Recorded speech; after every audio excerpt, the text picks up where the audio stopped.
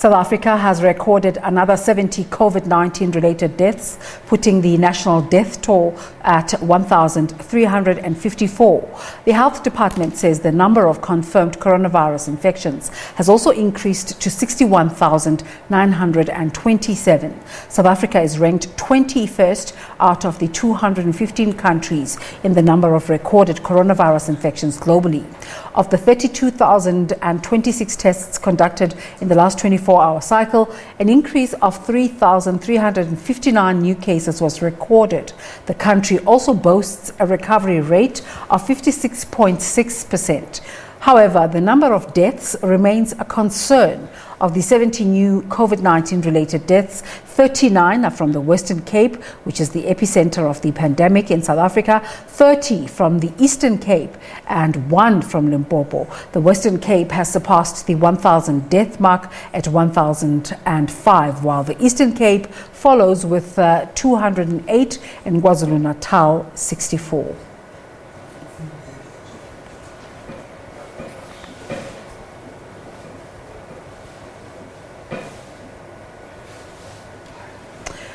The Gauteng Department of Health has confirmed 2 coronavirus cases in the department.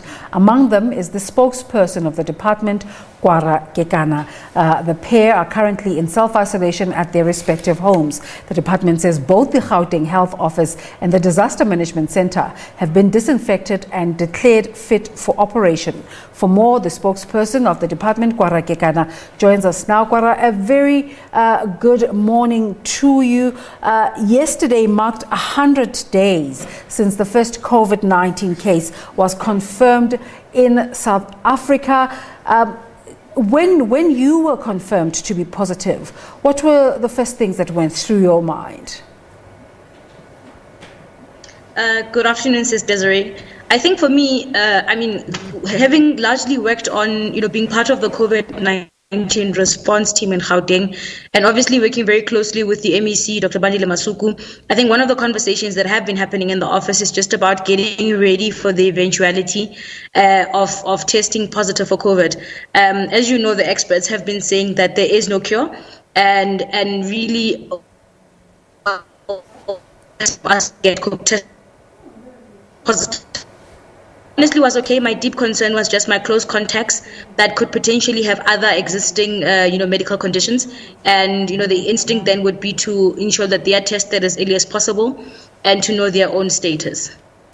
You look a bit upbeat. Why is that? One would imagine, based on all the reports we're getting, the numbers are going up. One would think you would be concerned. In terms of my own health, I've been largely asymptomatic since I went into isolation last week Saturday. So I think I'm on my 7th, 8th day since testing positive for COVID-19. I think in the last couple of days, actually, that's when in the mornings have been a bit, I have had flu-like mornings and days. But apart from that, I have been largely with no symptoms. And I know other people have had severe symptoms in terms of, tired chests, others have difficulty breathing, but luckily for me, I've had none of those, to date, and I'm very thankful. I'm on my, 7th, 8th day in isolation, and I'm hoping to be back at work when the 14-day period passes. I'm just really thankful that I've been, I've not needed hospitalization, I've not had a severe, and I think that's the message really, that a lot of the cases or people that have tested positive for COVID-19 in Gauteng largely have not needed hospitalization, so which is also very encouraging. What are the protocols now? You self-isolating after 14 days, you start going back into normal life. Are you going to have to retest before you go back to work? Yeah, so I'm going to retest before I go back, just to sure that I am negative and not put anybody at risk. But I think that in terms of, what we've been seeing, some of the patterns is that people after the 14-day period, do come out negative, and that's what the process has been in terms of the recoveries that we've been registering in the province. So I'm going to test, I think, on Tuesday, Wednesday, and hopefully my results will be back on Thursday or Friday, and I can report back to work next week, end of next week rather. Yeah. Have you been able to determine how you got exposed? Sure, it's quite difficult because we're almost always in the field with the MEC doing a lot of work in terms of also assisting the districts, where there's community screenings and testing, launching of various initiatives that are part of the COVID-19 response work in Gauteng. So it's quite difficult. Where I would have gotten the virus, but you know how the virus itself is transmitted is through small droplets, so it really could be anywhere. And that's why it's so important that we constantly, as much as possible, try to minimize, our exposure. And this is through, really practicing the golden rules of hand hygiene, washing our hands, for soap and water next to you, continue to sanitize our hands. But I think the most important thing is that we do know that there is no cure for this virus, and we do know that largely a lot of people will be infected with COVID-19. I think the most important thing as well is to ensure that we constantly, right diet, boost our immune systems constantly. One of the things that I've been taking since going into isolation is a lot of citrus, eating a lot of citrus fruits, vitamin C, vitamins as well, and just drinking lots of liquids, water, fruit juices as well, just to ensure that I'm hydrated and just giving my body a good chance to fight off the virus. Kwara, I'm so grateful for all of the information you're giving, because of course South Africans have lots of questions on their minds, and one I'd like to ask you is a personal one about your living conditions, because do you live alone? Do you live with family? How effectively are you able to self or personal isolate? So lucky enough for me, I live with just one person, who is my brother. So we've been able to, stay clear of each other, still maintaining physical distancing in the house. He also, as part of the contact tracing, he had to also test. Once I tested positive for COVID-19 as well, to know what his status is.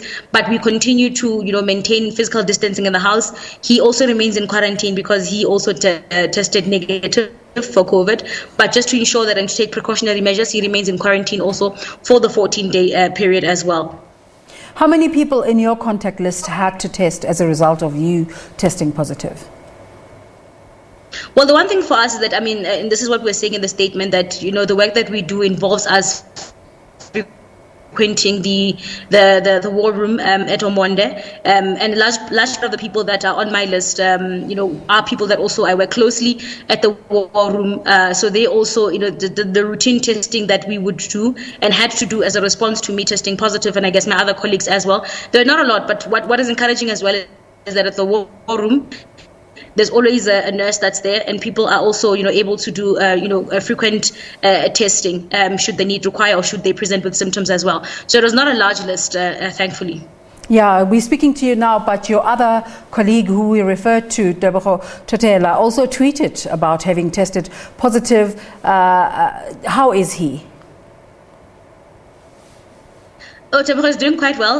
We work very, very closely, as you would know, that he's also the parliamentary liaison officer to MEC Bandile Masugu. So, he also, he had initially tested negative when we, I think last week, and he retested at the start of this week, and his results came back Tuesday. I think that's what he says in the tweet. And this Tuesday or Wednesday, his results then came back positive. So he's doing quite well. We, keep in touch with each other, support each other as well, just to make sure also, I think one of the things when you are in isolation is, just to make sure that you also mentally and psychologically as well, you don't overthink things as well, because that also happens, you treat anything that happens to your body with great suspicion. So you don't want to also overthink things. So just keeping in close contact and having, casual conversations about other things really helps to keep your mind off things. Aside the technicalities of the things you've got to do, the protocols and all of that, what lessons individually have you learned through this process? Sure. For me, I think just getting the responses from people is that, especially as a government communicator, is that, the message has been reiterated a lot since the pandemic globally, but you can get a sense that there's still a lot of anxiety in communities and among people, and this is evidenced by some of the messages that I am getting personally from close friends and families and comrades as well.